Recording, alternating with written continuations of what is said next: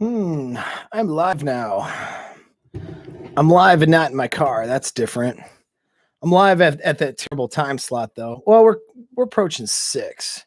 We'll see if that's usually between like 4:45 and 5 is terrible. This is probably pretty terrible too. I think it's probably better when I do it in the middle of the workday when you guys should be working and you're like, screw this, and you get on YouTube when you see my stuff go live. Anyway, so yeah, I titled this one Why Men Have It Better Than Women. So that's going to be really triggering for some people. All right, guys, what do you mean women? What do you mean guys have it better than women? I got divorced, raped twice. I have all these bad stories. I get it. We'll get into what I mean and why that's the case. This doesn't mean that you've had it better than women have had it. It means that your capability of having better is easier for you if you're a guy, in my opinion. Maybe it's wrong. And obviously individual mileage will vary depending on who you are, your SMV, your limitations, right? That being said, I am all right. Thank you very much. But yeah, so I just kind of wanted to address that. So yesterday I was live in my truck and we're talking about crypto. So, oh shoot, since the course is closed now, so obviously I'm not selling you the course right now. We'll just talk about that for a second. Cause I had some people who are like, hey man, like, are you grifting right now? Like, Paul, you always put out good content. The integrity of what you do is really high. Are you grifting this course right now?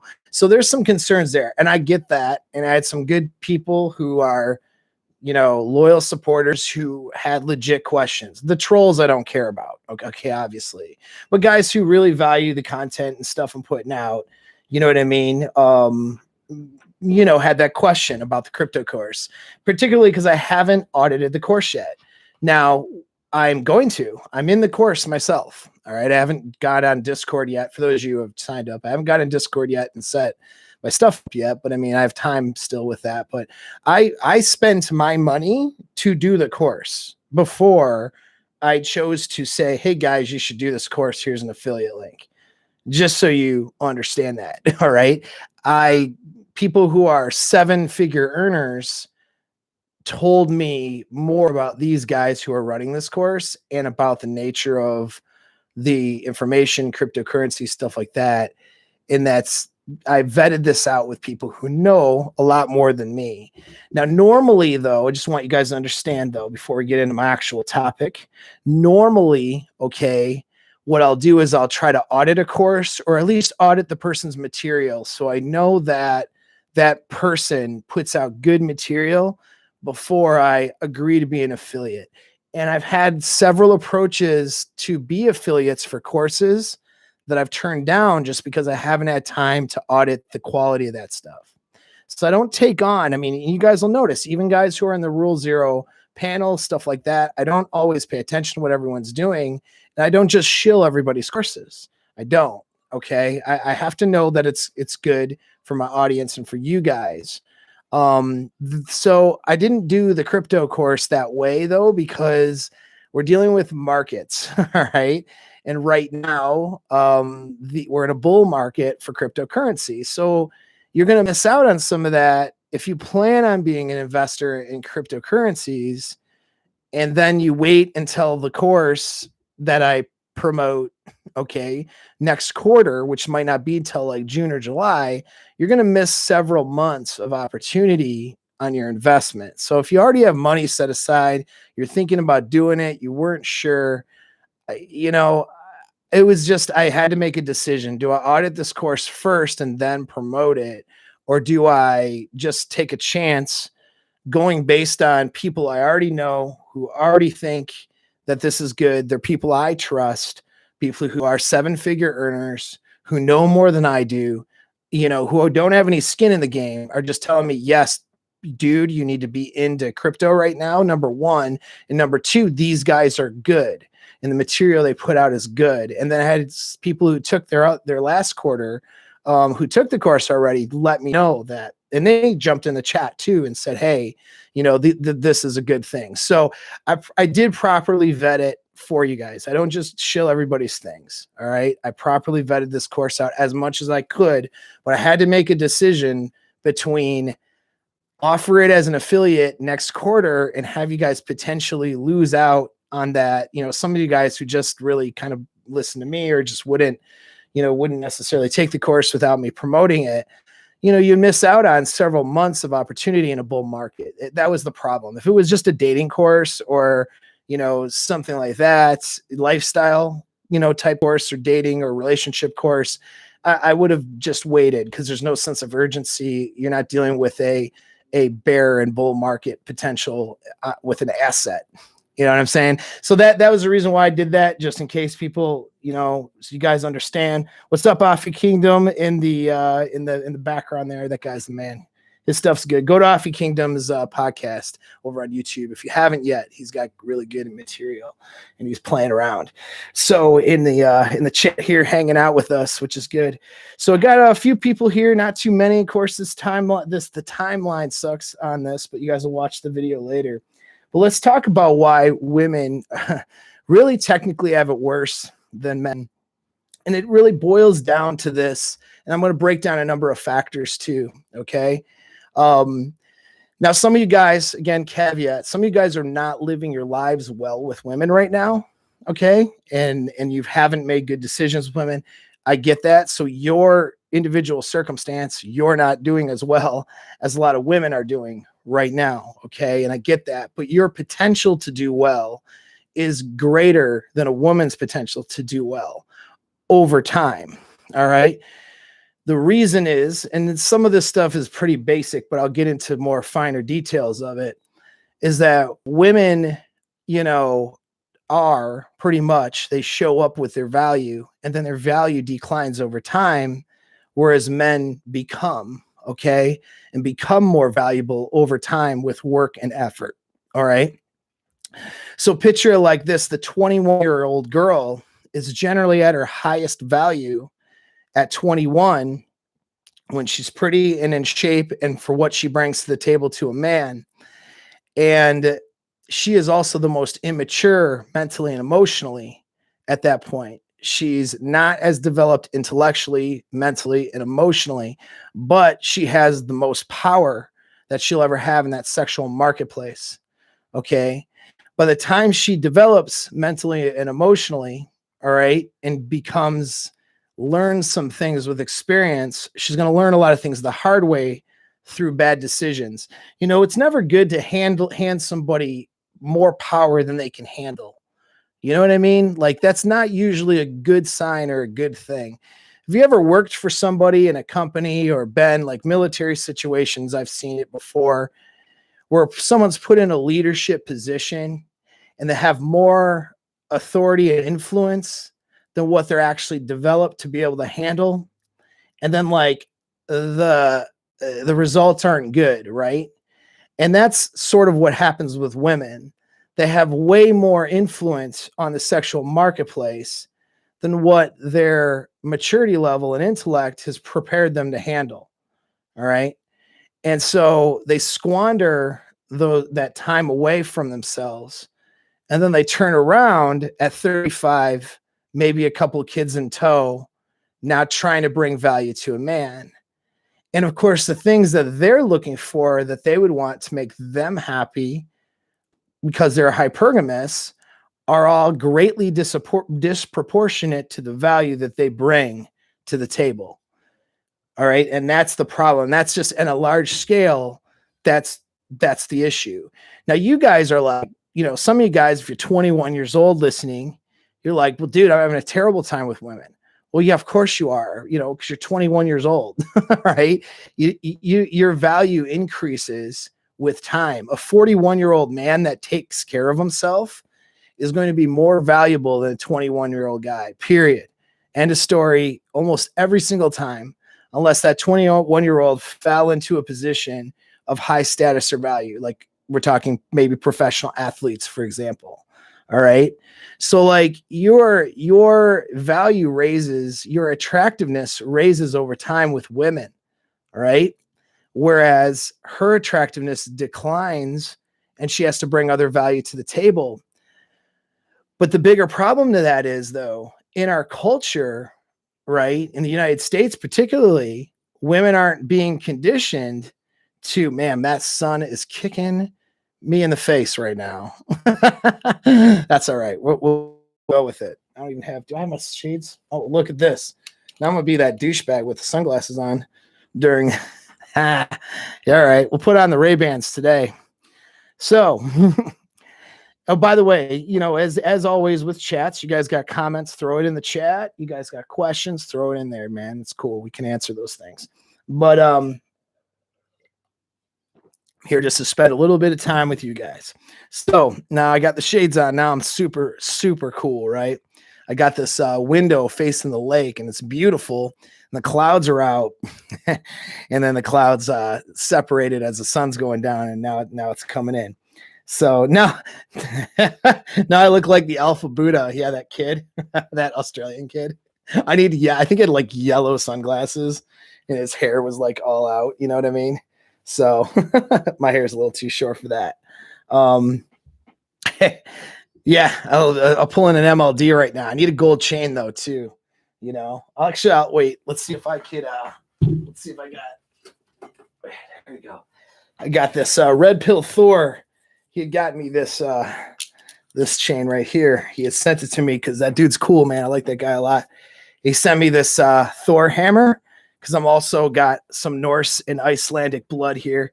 So now I'm definitely G'd out.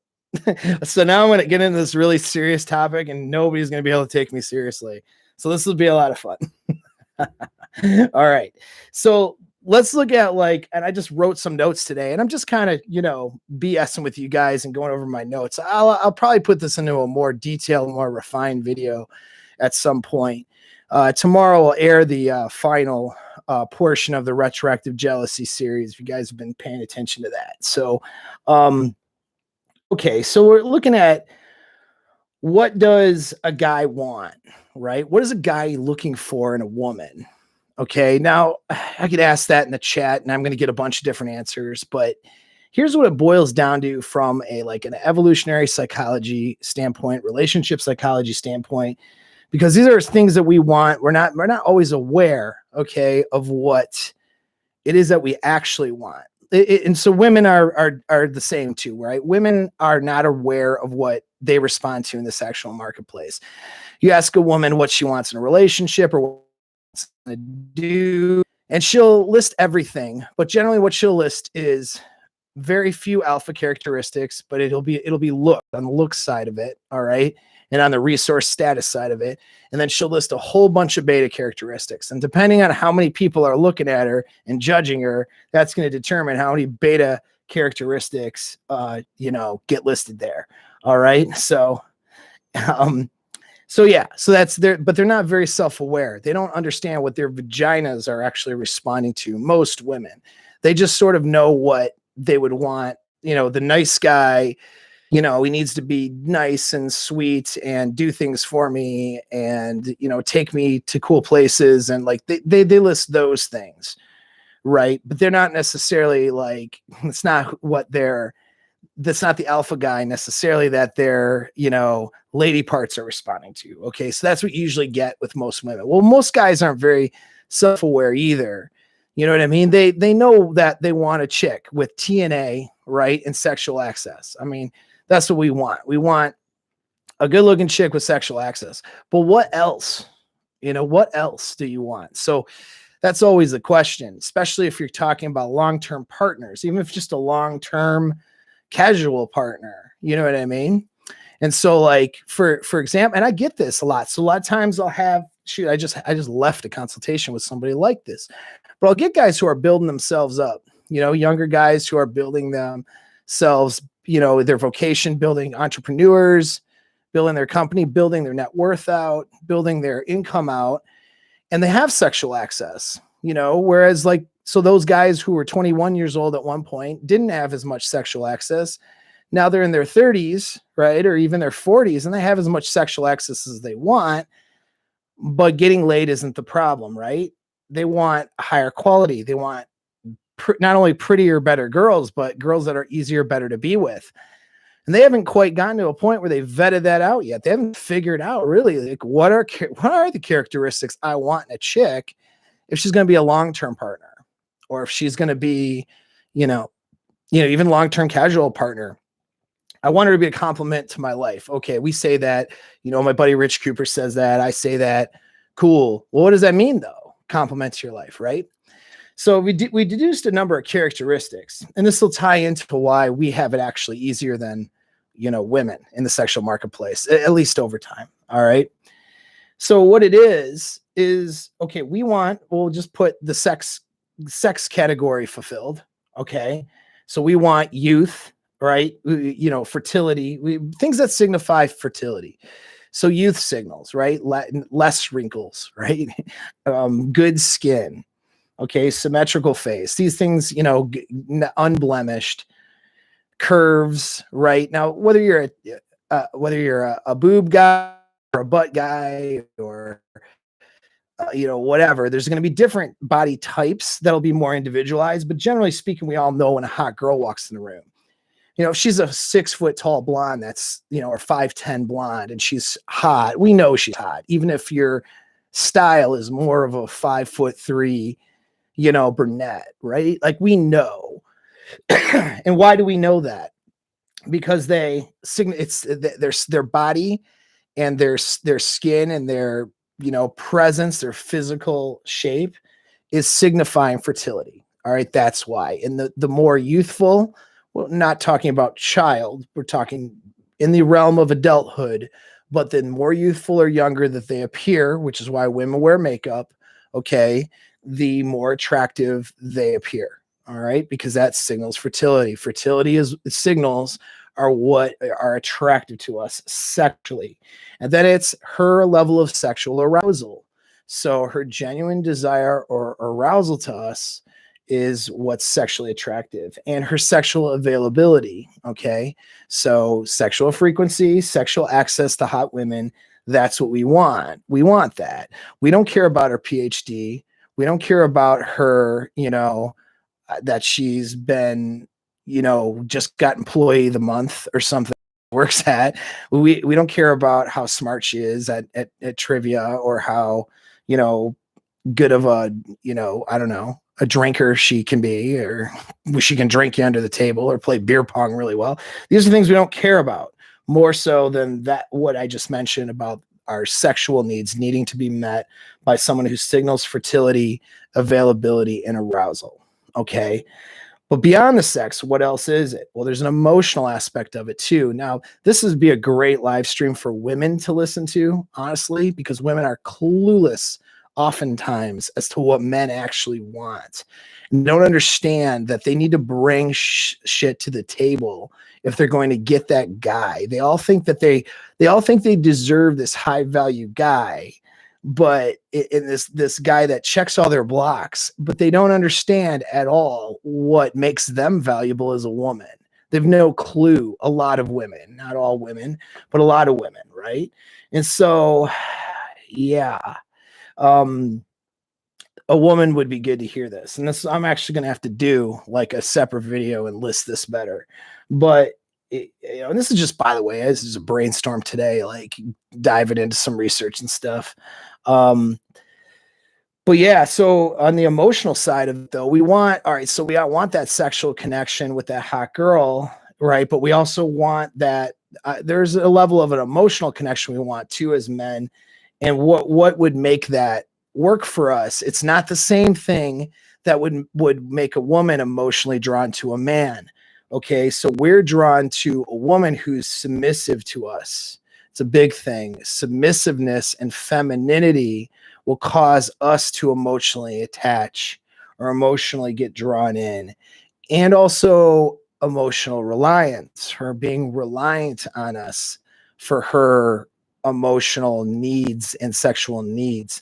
That's attractive to us. This is how BPD women rope you guys in, and have roped me in too in the past, if we're going to be honest. All right. Because they demonstrate that emotional submissiveness and reliance, and we feel like we need to take care of them because they play the victim, and then they take us for a roller coaster ride from hell in the relationship, right?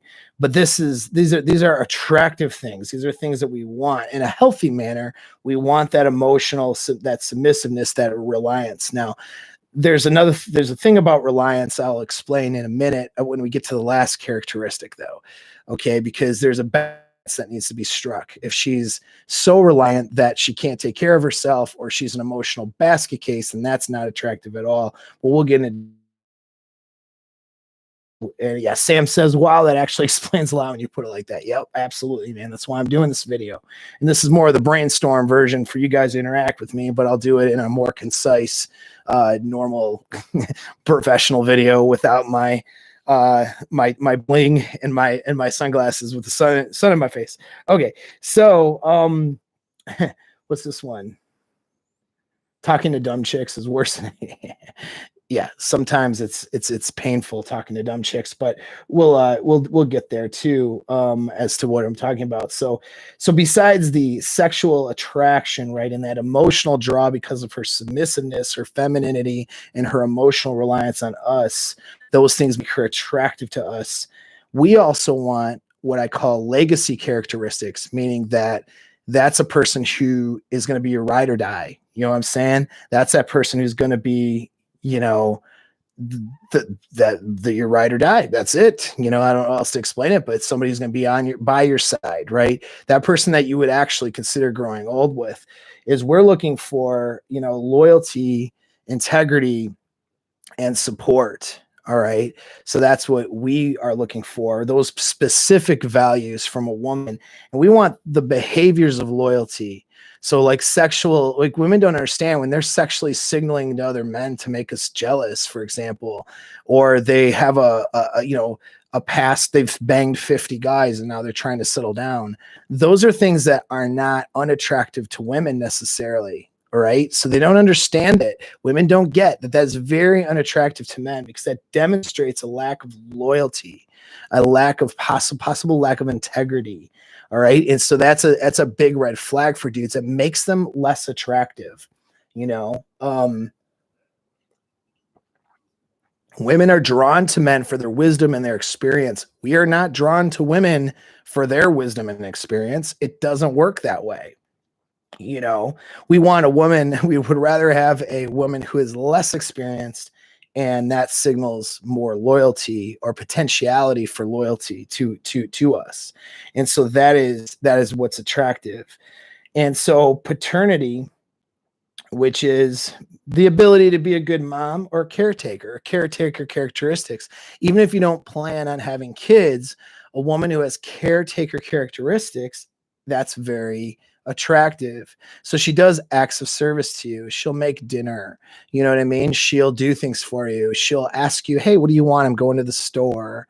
She'll take care of you. She'll bring you a cup of coffee when you're working at your desk. You know, she'll rub your back, you know, those things. Now, is that like more important than sexual access and beauty and fertility? Absolutely not, right? But that's a characteristic. Those are I said paternity. I meant to say maternity or maternal characteristics. We're not looking for a mom, okay? But we want a woman who could take care of our children, right? If we were to have them. So that's a genetic drive. And even if you're in your 50s and link it up with, you know, you're in your 60s, link it up with a girl in her 40s or something, right? That could happen. You know, I would suggest to go a little younger, but let's say me and a nice 45-year-old and you're in your 60s. Okay, you're not having kids anytime soon, but those characteristics of being a good mother, that's something that's attractive to us, right? Now, here's the big one, guys. Here's the big one, huge one, okay? That we neglect this, all right? So listen up. Not a detriment to us, not a detriment. We talk about them complementing our lives, but what do we really mean when we say complementing our lives? We mean really her not being a detriment to us, okay? So not a toxic chick, right? Not an emotionally volatile nutcase. You know what I mean? Not somebody who has personal values that don't match ours. So she's like politically out in left field, or a man-hating feminist, or an idiot, to bring intelligence into it, right? And not a very intelligent person to have a conversation with, because that can be a detriment to us and a drain on us, right? We don't want a woman. We want a woman that gives us sexual access and is hot and beautiful, but doesn't drain our emotional energy, our mental energy, our resources, our money. Like, that is a big thing. You know what I mean? And that's a massive characteristic right there that often guys don't realize, that we need to like satisfy this characteristic. Low drama. You know what I mean? And so, like, for example, we want that woman that's nice and feminine and submissive and emotionally reliant on us. But if she's not self-sufficient enough, and so her emotional reliance would be neediness and draining on our energy, creating drama for us because we don't text her enough or call her enough or something. Now we have a problem. You see what I'm saying? She becomes less attractive to us, less valuable. Okay. And so these are the characteristics, boiling it down to those 5, which again is sex, emotion, legacy, maternity or good mom, and then not a detriment. All right. Her complementing our lives is a consequence of her not being a detriment to ours. Generally speaking, most guys aren't turning to their woman for financial support. Okay. They just don't want her to be a detriment to his financial situation, right? Just going on shopping sprees while he's working 2 jobs, stuff like that. You see what I mean? And so not being a detriment is a huge thing. And what we often end up doing is we end up compromising because we find a girl who's pretty, okay, and smells nice and sexually available. She hits the sex characteristics that we're looking for. And we take her in, even though she's also a detriment to our lives and our level of success we can achieve, and the energy and time and effort we need to put into ourselves and other things. You know what I mean? Women are hypergamous. They're always going for the next best thing. We're not hypergamous. We literally just want to be satisfied and happy with chicks in our lives, whether it's one or multiple. Right? We're not necessarily going, man, well, I got this chick, but you know, my last girl had a little bit curvier boobs. I think it might trade her in. Like, we don't think like that necessarily. Once we start becoming invested in a girl, right? If she's hot enough, we're getting sexual access and we have an emotional draw to her, we don't necessarily think hypergamously like women do. All right. That's a mistake. If you think that that's true, or that men are hypergamous, it's not actually true. Okay. That's not how, and that has to do with her wanting to, it has to do with her guarding the womb, right? She's the one who has to carry the baby. So she wants to make sure she's carrying a baby with a higher genetic option. All right. That's where that comes from. So since we don't carry babies as men, we're not actually hypergamous. That doesn't mean we don't necessarily want to go for a better girl sometimes, but that drive is just wanting to have a better chick. That's not necessarily a hypergamous drive. It's not because we're looking to genetically and from a status level ourselves up so that our offspring is more viable necessarily. It's not really from the same place necessarily. Okay. So hopefully that makes sense. I don't want to get the weeds on that one because that'll be another like hour-long conversation. But anyways, these are the characteristics. This is what guys want. So any girls in the background here, I hope you're listening up, you know, if you watch the replay later, that's what dudes are looking for. Here's the thing though, women tend to be solipsistic. They tend to not really realize that the sun's not in my eyes, so now I don't have to wear these glasses anymore. I look like a douchebag. Here, we'll do this too. Here. The sun comes back out though, I'll look like a Viking rapper again, put my Ray-Bans back on and show off my cool chain that Red Pill Thor got me. With my Thor hammer. All right, cool. Back into it now. so much fashion happening on this live stream. So now I just look like a baseball player. Yeah, it'd be cool if I could play baseball. I'd probably not be doing this stream with you guys. I'd be making a lot of money. More money anyway.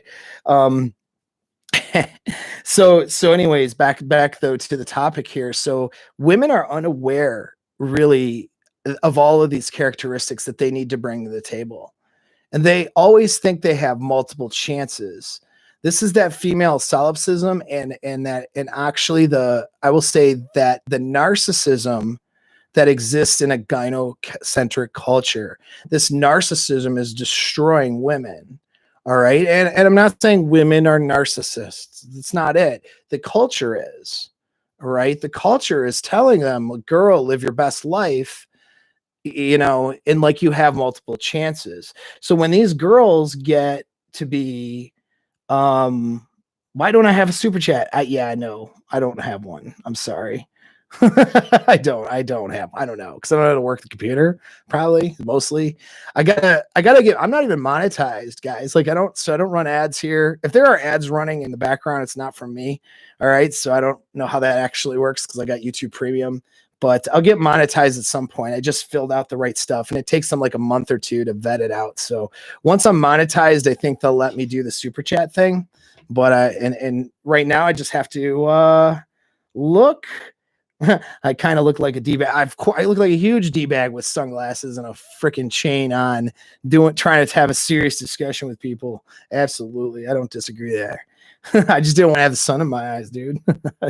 So anyways, yeah, Cold Steel says it. They're all narcissists. Well, here's the thing though. The culture is though, right? The culture is. And so yeah, so Troy got like screwed over on his channel. Like he's not allowed to do it. I just hadn't pulled the trigger to monetize. He can't monetize. He's blocked somehow. So that's the problem with Troy's thing. Yeah, I don't know if he obviously hasn't resolved that. But anyway, hola, como está? That's my bad gringo ass accent in Spanish to my Spanish brother here that's in the chat. So anyway, the culture creates a gynocentric narcissism where women don't think, and I'm not saying again, all women think like this. They don't mean to think like this. This is the culture is sending the message to women that they don't need to bring anything to the table and that men need to bring them all the gifts and everything. It's like this immature 20-year-old girl mindset that 35-year-old women with 2 kids in tow will have. A 21-year-old girl just shows up, looks pretty, and everyone gives her all the benefits. And now 21-year-olds, any 21-year-old girls listening to this are going to be like, no way, that's not me. Listen, there's emotional struggles 21-year-olds go through for sure, but they don't even realize the level. Like there's so much less of a expectation of responsibility that society puts on a 21-year-old girl compared to a 21-year-old guy, for example, or compared certainly to a 35-year-old woman. And so nobody expects the 21-year-old that looks pretty. She's just young and looks pretty and she's free to be a dum-dum. Okay. Like that's how society treats her. And they treat that 21-year-old girl like she has all the chances in the world, like her youthfulness and her beauty and her dumbness can just go on for eternity and guys will take care of that. Well, the reality is for 99% of women, her options start drying up real quick as she ages, as she goes through shittier and shittier experiences, and therefore becomes a crappier person to be around because she's not learning from those experiences. All right. And as she goes through life and with a level of narcissism and selfishness that most 21-year-old girls have, I'm saying most, not all, but most. All right. She continues to become a worse and worse person to be around as she ages, let alone less attractive as she ages. So these 35-year-old women turn around because let's look at the characteristics once again. Okay. Already the sexual side of it's compromised because the youthfulness and fertilityness, the fertility aspect of our nature to want to go for that what's what makes them attractive. Now, if they hit the gym and they work on themselves, I've seen plenty of 35-year-olds that are smoking hot. Okay, that would take over a 21-year-old that doesn't take care of herself for sure. So I'm not saying that those aren't the outliers, but generally speaking, as a woman ages, even that 35-year-old fitness model, she's going to look more aged when she hits 40. That fertility and those signals of beauty start to go away. Now, the sexual arousal, sexual availability due to that sexual desire for you can be up. But if you have a 21-year-old, if you're a high value guy who's 40 years old, makes $150,000 a year and has $800,000 in the bank, let's say you're that dude, you have, decent, kind of a six pack, right? And you have a decent look to you. Have your hair on your head. Let's say you're that guy, because that's the guy that they all think they deserve, right? And that's the other part, that female narcissism. They all think they deserve this guy, that they're not, that they think they deserve the guy that a 21-year-old maybe could be a model status thinks that she should have. But they don't. They can't. You ask them what they're looking for and what they're not willing to compromise. They all say six figures. A 35-year-old woman with 2 kids will say 6 figures. Okay. And 6 figures isn't hard to make. I mean, I don't feel like it is. A lot of us in the chat are doing really well financially. You guys don't think that. But I mean, let's look at the stats though. 6 figures, right? That's 8% of men that make that. All right. And so that make that or over that. It's only about 8 or 9% of men. So she's narrowed herself down to 8 or 9% of men. If a 35-year-old with 2 kids says 6-figure guy, right? Well, then on top of that, okay, half of those guys are in relationships. Okay. So now she's narrowed herself down to, 3.5%, okay, of guys that are in the 6-figure category that she thinks she deserves, right? And then out of those that are available, who's going to want her? That 6-figure guy that's single and 40 years old, why would he pick her?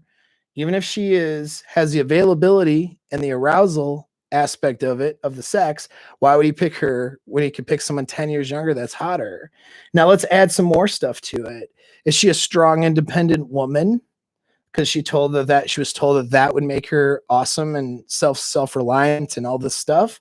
Maybe, but is a strong, independent woman submissive and feminine and emotionally reliant? Because those are what make a guy attracted to her and drawn to her emotionally, right? Just like when I tell you guys beta characteristics don't make her draw to you emotionally, it's your alpha presence and dominance and setting standards and your leadership. That's a decision maker, a dude who's an alpha guy, right? Not a dickhead, not a jerk, but an alpha dude with alpha presence. That's what causes a woman to gravitate towards you emotionally.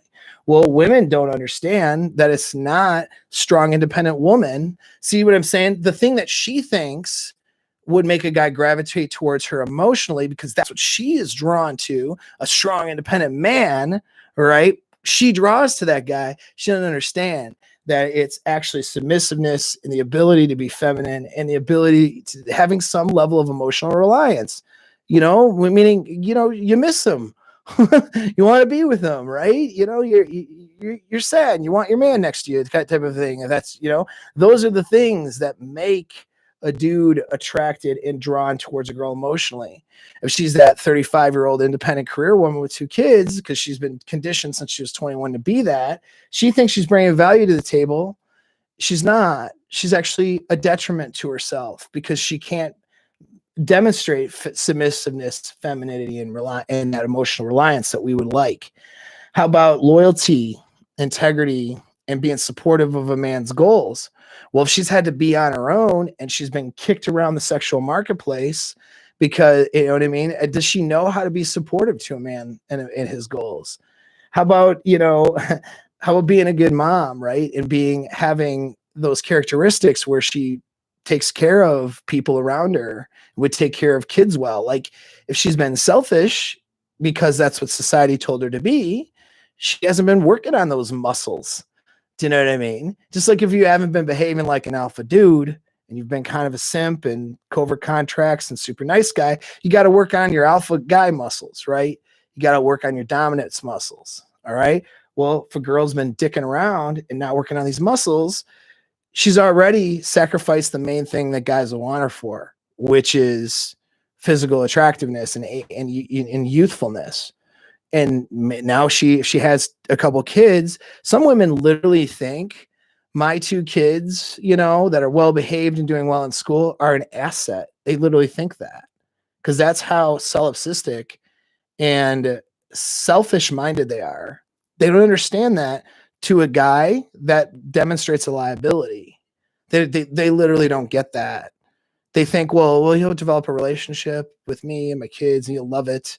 Ready-made family. Like, no. I mean, not to say that doesn't happen, but to expect that going into it, what's he getting out of it? You know, the only guy that would go for that is a guy who doesn't see himself as valuable, unless she brings a ton of value to his life. That's the other side of it. Now, if that woman is 35, isn't what I'm talking about here, understands these characteristics, brings a ton of value into a guy's life. I'm not suggesting you guys hook up with single mommies, by the way, but that guy could be, in that one-off circumstance, could be okay with that chick. You know what I mean? But that's not how they think. And so it's a recipe for these women to end up being alone and being the cat lady, or being just cycling through beta male after beta male that they're not that attracted to, who would settle for the circumstance that they're presenting. You know what I mean?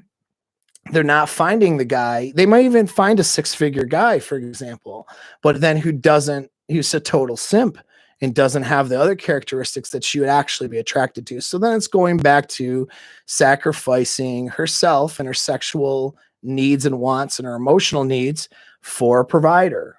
Okay. Alpha beta dynamic, going for the beta provider. That's what she ends up settling with. So you see what happens. Now let's flip the script a little bit. Let's say you're a dude, right? Well, what's she looking for? Well, she's wants her sexual needs met too, but hers isn't so much frequency, it's quality. And there's a level of frequency she wants, it's quality more than frequency. And she wants alpha characteristics, dominance, and experience. That's what's, that's what's good for her. Her emotional draws to alpha characteristics, dominance, his level of outcome independence, emotional self-control, leadership, okay, humor, fun, good feelings, right? Stability and happiness and having good feelings, that she draws to that guy, as well as alpha frame. All right. Her security. So yeah, she does want resources, income. All right. His willingness to spend those resources on her, his ability to protect her, both with his resources, his situation, and physically speaking. All right, so far I just named like 3 things on the list: sex, emotion, and security, right? Those are 3 things women want. All 3 of those things go up with age. In other words, the guy's ability to deliver that to a woman goes up with age for a very, very, very long time.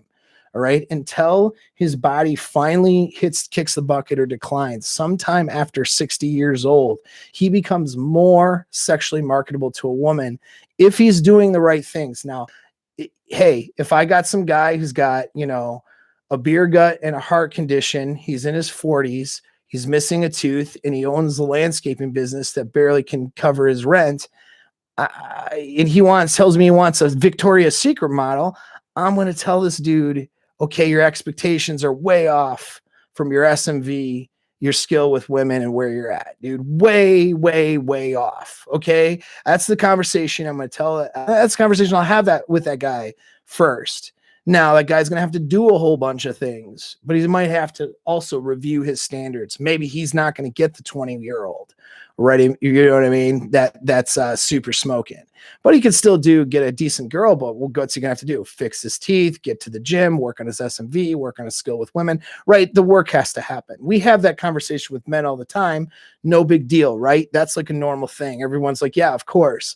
Nobody wants to tell the woman who is a little bit overweight and 35 with 2 kids in tow, with 2 failed, a failed marriage or 2 behind her, that strong, independent woman, okay, and unattractive and a bunch of characteristics, that her desire for a good-looking guy who's 6 feet tall with 6-figure income and who provides stability, who's fun to be around. So, start listing those characteristics, that she ain't that guy, the person who can have that guy. Nobody wants to tell her that. Nobody wants to tell the 28-year-old who has no kids that she ain't, but who's just not a good person, that she is not ready for that relationship with a high SMV guy. No one wants to tell her that. And that's a mistake. And that is why women have it harder, because not enough people are telling these women, oh, wait a second, what are you bringing to the table right now? Because guess what? You have to bring stuff to the table. Now, there are other parts of the world, all right? Some parts in Eastern Europe, some parts in South America and Central America, where women are culturally different. Possibly Asia too. I haven't spent much time in the Asian areas. All right. But women are culturally different, and they understand that they're not indoctrinated with Western feminist ideas. So they understand that they have to bring stuff to the table to a high value man, that they have to be attractive to a high value man. It's no mistake as men. We know if we want a hot chick that's meets the characteristics I mentioned earlier in the video, we need to do shit, right? We need to bring stuff to the table. That's no question about that, right? Well, guess what? No one's telling some of these women in the United States and in like places like, Britain and places where, like some parts of Europe, some parts of Australia. Okay, guess what, ladies? The world's not going to treat you like the 21-year-old hot girl where no responsibilities because she's just a girl and she's pretty and smells nice. So we're all going to just pretend like we're listening to her and we care about her opinions. Okay. Like nobody's going to tell these girls, right? That's the problem. Nobody tells them. We lie to women. That's the problem. Men lie to women. Okay. They don't tell them. I'll tell them because I don't give a crap. I'm an alpha guy. Maybe, right? I think so. So I don't care, right? You guys are alpha guys, so you'll tell the truth, all right, within your social circles, and obeying social norms. You're not going to be some weird incel trying to red pill everybody, okay? But when faced with the conversation, you'll tell women the truth. But most men out there, boy, they won't. You know what I mean? They won't tell women the truth, and so they don't tell them shit, and that's why they're failing. That's why they're not finding themselves unhappy, very unhappy. And they don't know why. And then they say it's all men. There just aren't any good men out there. I mean, you got these, 38-year-old women, single women turning around after failed relationships going, there aren't any good men out there. Oh, really? What would your definition of a good man be? Well, he's a six-figure earner. Oh, okay. Well, right there, he's less than 8% of the local area you're in, maybe even less than that. And half of those guys are taken already in relationships. So maybe he's 3 to 4%. So you want 3 to 4% of the men available in your area just by saying the word six-figure earner. You want him to be good looking too. Right. So see how these percentages start going down, right? The 38-year-old woman with several failed relationships, she's down to fractions of a percent of what she considers okay that she deserves in a relationship, and that she brings none of the value to the table. Why would that high value guy that makes up a fraction of the percent, okay, in her area for her to hook up with, why would he pick her? He could pick a 25-year-old, all right? I'm not going to say the 21-year-old with an entitlement mentality, although there's some 21-year-olds that don't have that mentality. I've had 21-year-olds coach with me. Well, I'm like, damn, this girl's a good match for somebody. She's hot and she's got the right mindset of how to be attractive to a dude. Why? Because she coached me. That's why. So a little bit of ego play there. But truthfully though, she approached for coaching because she's like, man, I don't want to end up like some of these unhappy ass women. What do I do? And what I did was I alerted her to what I'm saying in this video. This is what men are looking for. This is what they want. And you don't have endless chances. Women don't have endless chances to unfuck themselves. Okay? They don't have endless fucking opportunities and chances that they think they do. That 38-year-old is like a completely floored and surprised to find out that her chances, the gig is up. Now, that being said, okay, there's still things she can do, but her probability, and I'm not saying that she should give up, okay, but she needs to start thinking more seriously about her standards and what those standards mean and some of the superficial aspects of those standards versus what translates to her being actually happy. And not only that, more importantly than any of that, that 38-year-old single woman that's, made a bunch of bad decisions, she needs to also think about what a guy wants. And that's the real problem. See, you guys all listening, you all think about what a girl wants. All you guys, you all think about that. That's why you're here. Not because you're going to simp for women.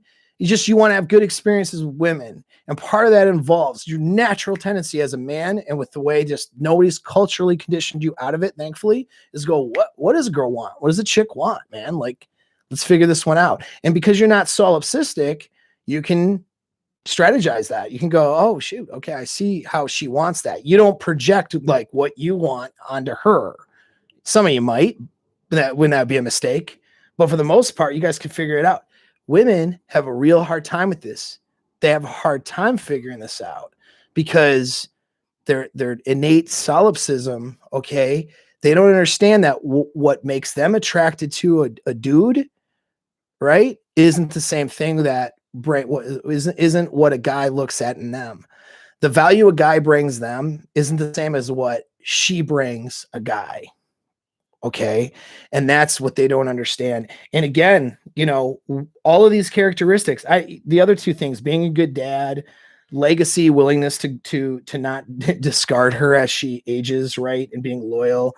So for women, their 5 competing characteristics are sex, emotional draw, security, paternity, legacy. All of those things, a man improves his ability to deliver those to a woman with age, usually, as long as he takes care of himself, takes care of his money, takes care of his body. As the average 41-year-old has more resources and assets and opportunity than the average 21-year-old male. Okay, so if he took care of his looks and took care of himself, age does not necessarily mean lack of fertility. So it's not until the guy looks like the grumpy old man in his 70s that he starts to really be unattractive to a woman.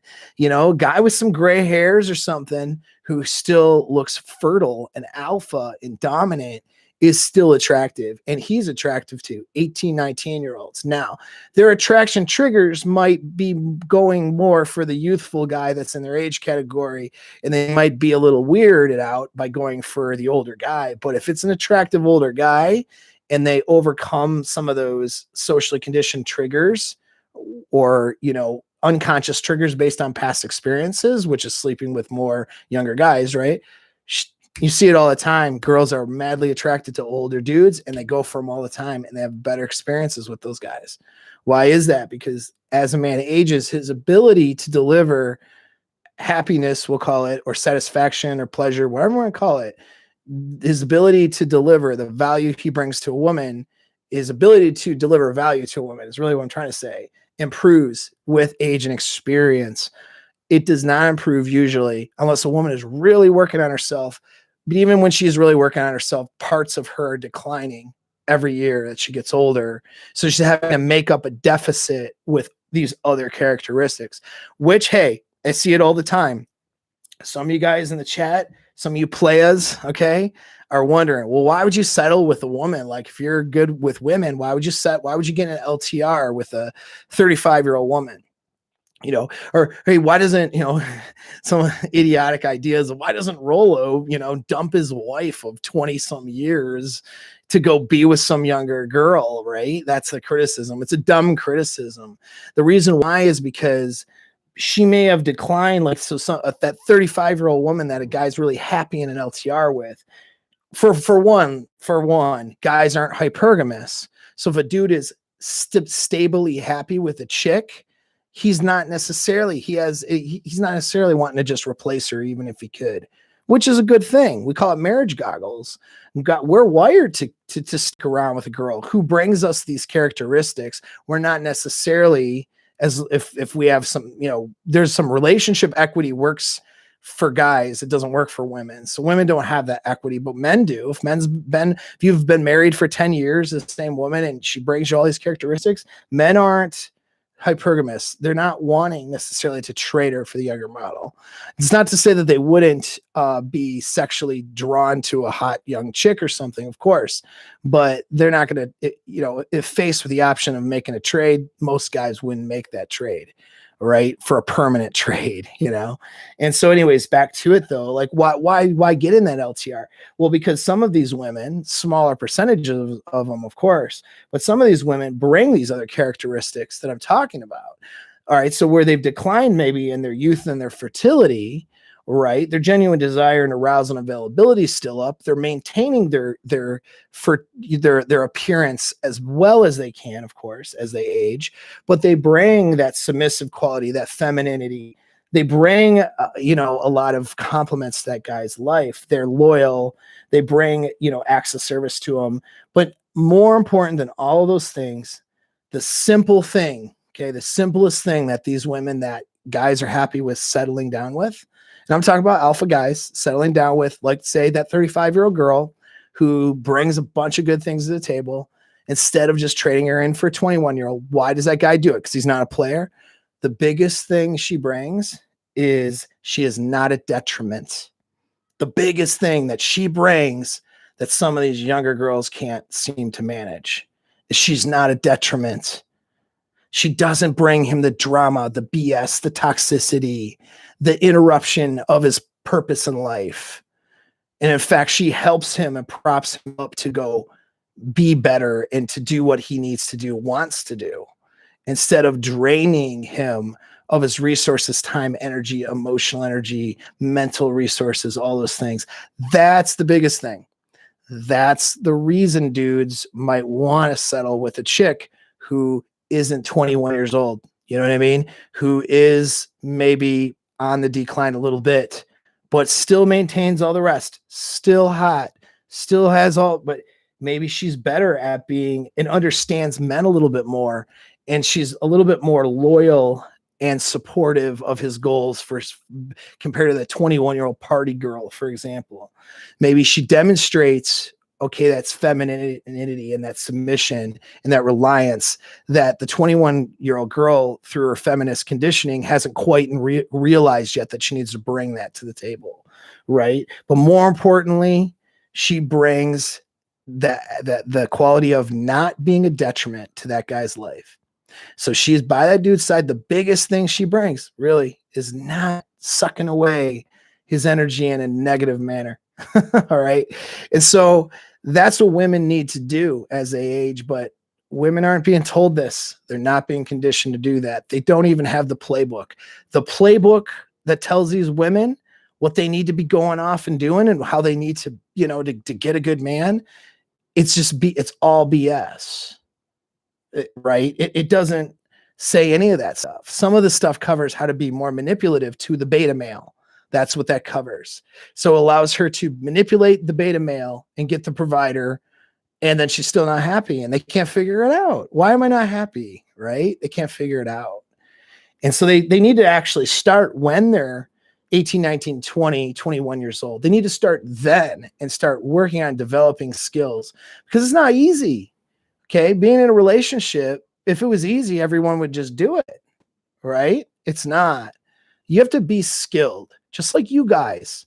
You guys got to be skilled in your communication and your abilities with women. Women have to be skilled too. And if they're not working on those skills, this is why we look at history as a marker, right? If they've been screwing around throughout their entire 20s, and they want to settle with you in her 30s, and she thinks she's going to magically turn around and be a good partner, and then all of her current behaviors demonstrate that she's not submissive, not feminine, might not be quite so loyal. You question her integrity. She doesn't do acts of service or things to complement your life, and she brings drama to you. Who cares? Who cares that she'll open her legs for you? You take my courses, do my stuff, consult with me. I'll get girls to open their legs for you if you're having that problem. That's an easy one to solve, right? Yeah, I'll get you younger, hotter, better to open their legs for you. That's easy. But finding a chick with the rest of the qualities, it's not a detriment, even just as a plate, even just as a casual, that's not quite the easiest thing to do, okay? Because women aren't showing up that way. But guess what? Even though that's the truth, a lot of women aren't. There are still some women that are. And this is why you guys, whether you know it or not, okay, you have it better. You have it better than they do, because they decline on the ability to get a guy like you. whereas you are increasing your ability each day on getting a girl better than them. Okay. So don't get too down on the marketplace, guys. That's why I'm doing this video. I don't want you to get negative. I don't want you to get down on the marketplace, even if you suck right now. Okay. You might suck right now. All right. That's the reality of it. You might be having a real hard time right now. Okay. You might be putting up with way too much BS right now. And I understand that happens. And so reading this title of "Man, Girls Have It Better Than Men," it already sounds bad, right? It already sounds like this, or guys have it better than women, rather. It already sounds feminist, doesn't it? Like, some of you guys are probably going to be triggered and upset about it. But listen, I'm doing this for a reason, because you got to realize, as men, we hold the power. You actually hold the power, okay? Because there are endless amounts of women who will spread their legs for you when you have your stuff together, even just a little bit, and you have enough game, even just a little bit. Okay. There's endless amounts of women that'll do that. And that's what they protect. Women protect, the sexuality, but the commitment and the long-term success, we protect that. We choose to give that away or not. We hold all the cards with that. And we hold more cards every year until we're so old and our T levels drop and we just don't care anymore. All right. But for as long as your equipment works, okay, you hold those cards. And so even if you're not there yet, you actually have them. All right. You just don't know how to play them yet. Okay. You might not know how to play those cards yet, but you have the cards. Okay. And so don't get down. Don't get discouraged out there. Right. And any of my female listeners, I really hope you listen to what I had to say here, because I just gave you the blueprint of what you need to do to actually find a good man in your life and keep them. Right. The value you have to women need to look at it like, what value do I need to bring to the table? All right. They need to ask themselves that question. If a woman says, gosh, I want a guy that checks all these blocks, what is it that you're bringing to the table to get that guy? Right? That's what women need to ask. And guess what, guys? You need to ask that question yourself too. You want a chick that checks all these blocks. You got to be the person that can have that chick first. But guys, it's much easier for you to be that person. It really is. Okay. You just got to do some work, and that's it. So hopefully you guys like that message, and hopefully you guys like this long ass video. Did an hour with you guys. Going back in the chat, looking. Hit the Don DeMarco. I need it. I need a soundboard, man. I don't even know how to do it though. I got to talk to Myron Gaines over at his podcast and figure out how to do soundboards. Let's see. What's this one? I'm looking for questions. Paul, when would you say that a guy's SMV starts to decline, if ever? So it's a great question. So Slavia looks like a female. It's hard to tell, like my computer, not because of you. You probably, just it's hard to tell. But it looks like a woman here asked me this question. That's a great one. When does a guy's SMV start to decline, if ever? Well, I would say when he is so aged that his body starts falling apart or his mind starts falling apart, then it definitely starts to decline. Okay.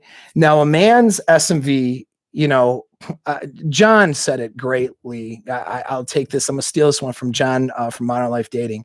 Had said, guys hit the loser wall. Okay, so I love that. It's such a good way of putting it. Guys hit the loser wall. So in other words, women hit the wall, right? Their physical characteristics go down, and then due to their experiences in social conditioning, they're not learning and having a positive outcome from those experiences. So then their personality goes down as well. All right. So on top of their personality going down, their physical, characteristics go down. And so women can't avoid the physical part. They can definitely do a lot though about the being a good person, right? And the personal part, right? By making good decisions for themselves, and the better decisions they make early, the better. Now for guys though, guys have to make good decisions for themselves as well. Guys have, I feel like, a little bit more chances than women, however. Okay. And our physical wall doesn't happen till much later. So, and like I said, that doesn't happen till we start to not look fertile anymore or viable as sexual partners, which well after 60 if a guy takes care of himself. Now there are guys who are 40 years old that look like absolute dog shit, and they're unattractive because they don't take care of themselves, right? And they don't take care of their appearance, and they don't take care of their physical health, and they eat like crap. Oh, well, yeah, obviously. But that's what I mean about loser wall. So for guys, it's really based on what they do. If a guy has been married twice, he works for someone else, he has a average income of maybe $50,000-$60,000 a year, and then he's gotten 2 different families that he's divorced from. So he's paying alimony and child support to one, child support to another. You know what I mean? And he lives in a basement with his friend or something. Like, that guy made a bunch of bad decisions. He hit the loser wall. His SMV started declining the second he did his first divorce. You see what I mean? So guys have an SMV decline based on their behavior, right? He might be physically capable of looking good in his 40s, but he's a loser because of his decisions. And so that's how it is for a dude. A dude is a product of his own decisions.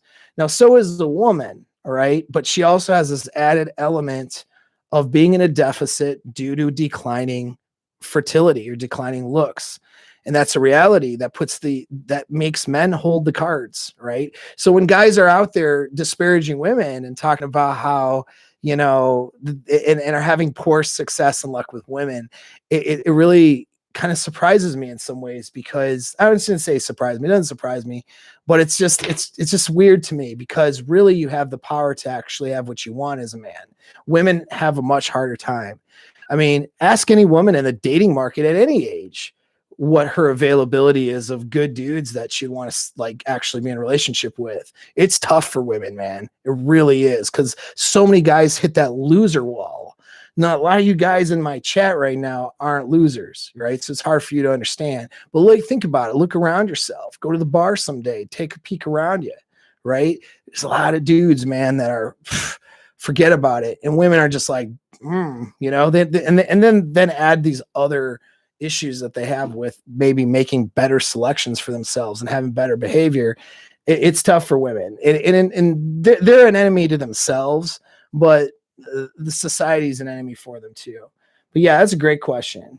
We'll look for some more questions here. We losers? I don't think so. Raf, are you a loser? I don't think so.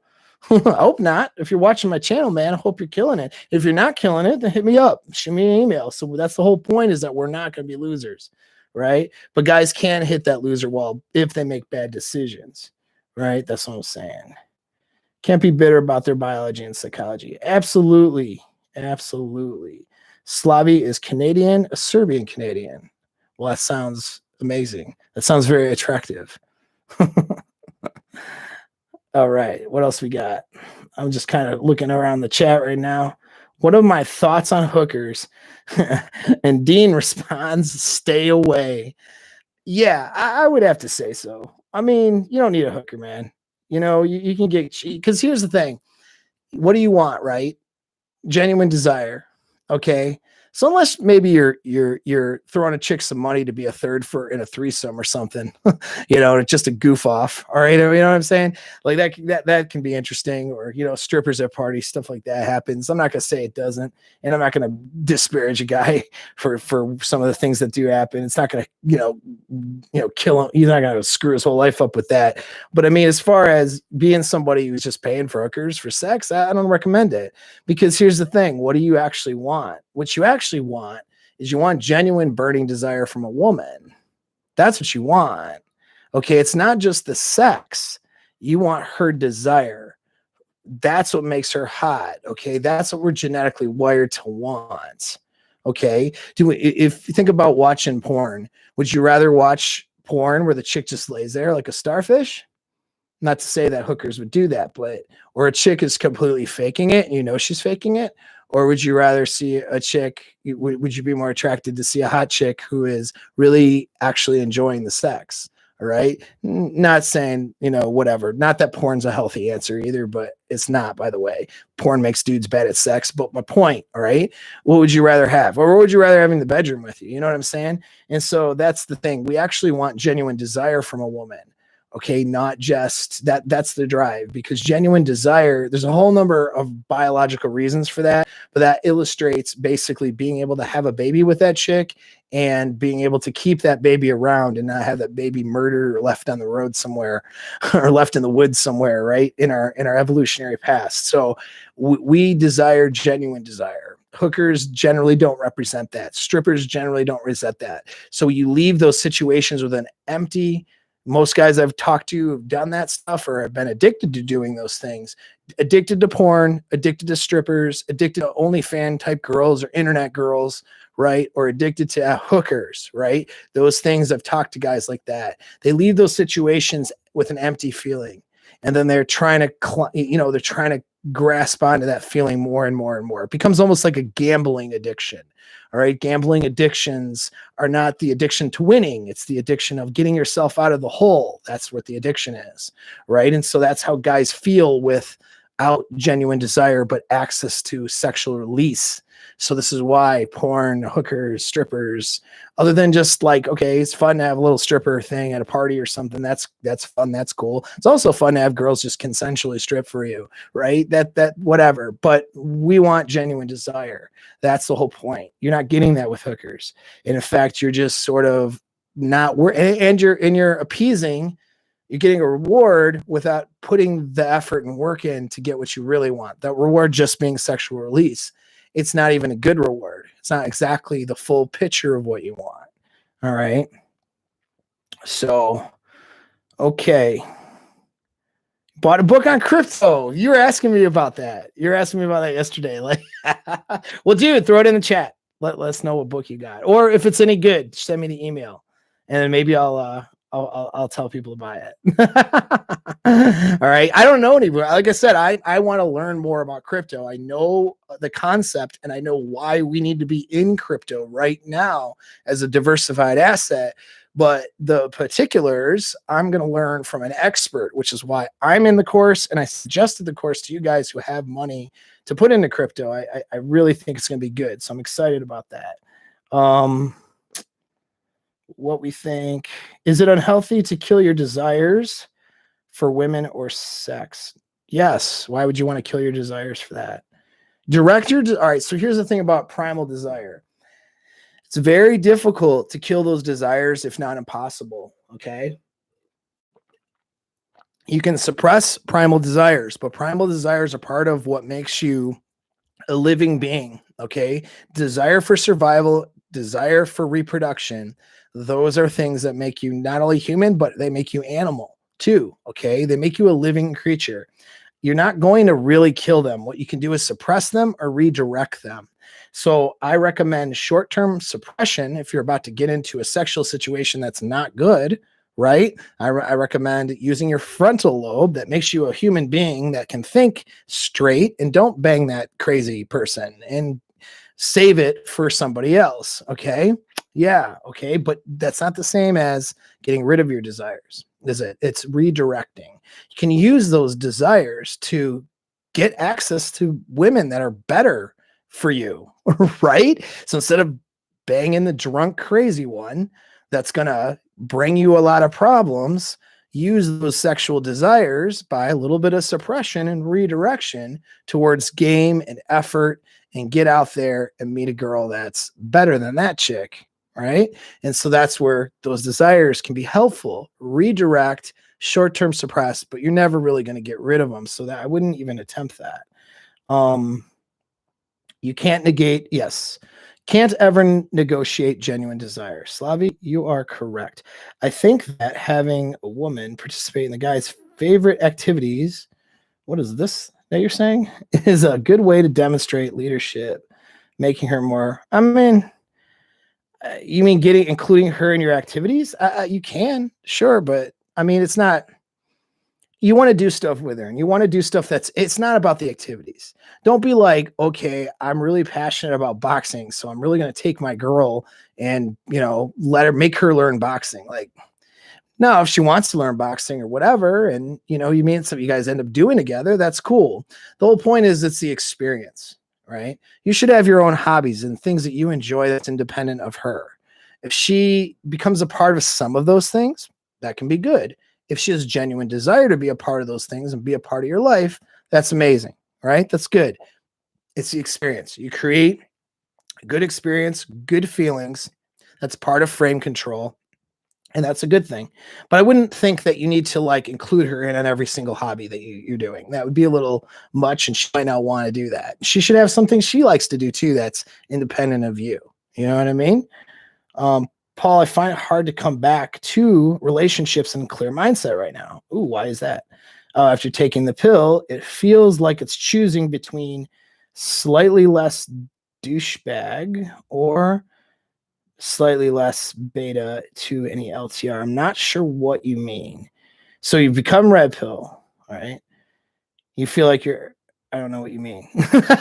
You feel like you're choosing between what, being a douchebag out? Well, why are you? So you're okay. I think I know what you mean, but that sounds to me like your paradigm's off, man. Like you don't have to be a douchebag. You just have to be alpha.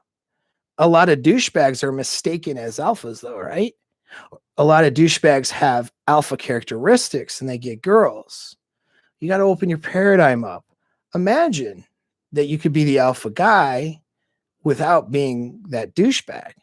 Imagine you could be the alpha guy without being the asshole or the jerk, right? Okay. That doesn't mean that you're being beta. You're just being a different kind of alpha. All right. And I hope I bring that to this space and to all you guys, that you don't, you know what I mean? You're not making a decision between being a total jackass or a nice guy that gets walked on. That's what we call binary thinking. And unfortunately, our culture has fallen to that because it's really easy for news, media, and politics to get your resources and effort and attention just by creating binary situations that don't exist. Right? It's right or left, conservative, liberal, feminism or misogyny or whatever. You know what I mean? Like it's just, it's all these binary things, right? But life isn't really like that. Okay. So that you can be an alpha with a lot of characteristics that are strong and good that a woman gravitates towards without negative characteristics. That's actually some of the social conditioning on masculinity and what it would mean to be alpha. The idea that masculinity is bad puts out there these ideas of what masculinity is, and it's not necessarily. You don't have to be, like, for example, violent, or it doesn't mean you're never going to have feelings for a woman because you're alpha, like stuff like that. That's not exactly true. I hope that makes sense, man. My day is going swimmingly. Different got pregnant. Oh shoot, what time is it? Oh, okay, cool. I got to get going here soon. Actually, it's 7:00. Woo, 7:00 already. Choosing babies. What is this question? Okay. Different got pregnant and chose to have the baby when I was still working on myself.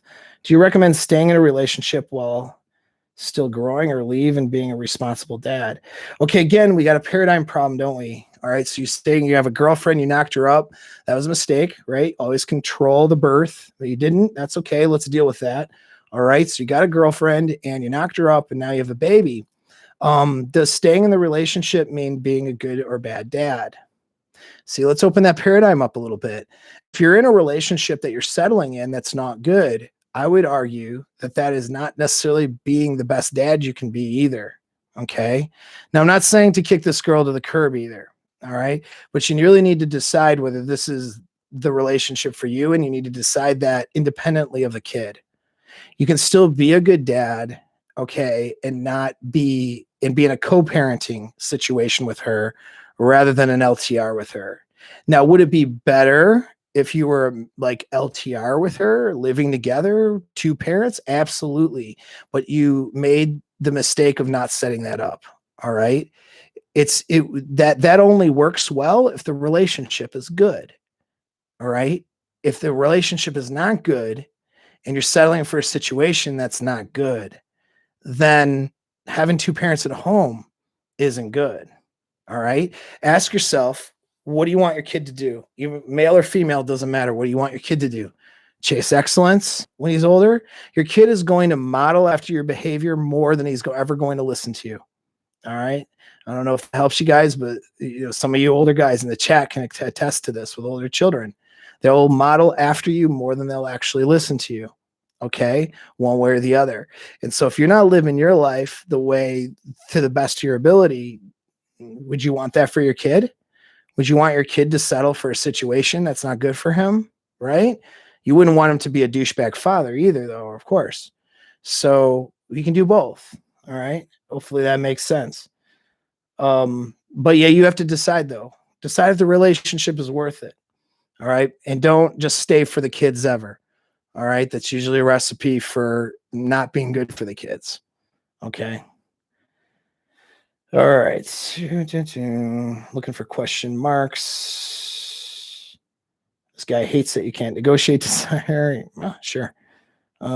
Is it okay if I can get your opinion on something? Yes, you can always. That's what the chat's for. But actually, though, I am sorry. It is not okay because I have to go. All right. So next time, catch me on another live stream. Shoot me an email. All right. Or book a session. Or what's this? Oh, we got it in. So what is it? What's your opinion on movies that show men embarrassing situations that'll get you made fun of? And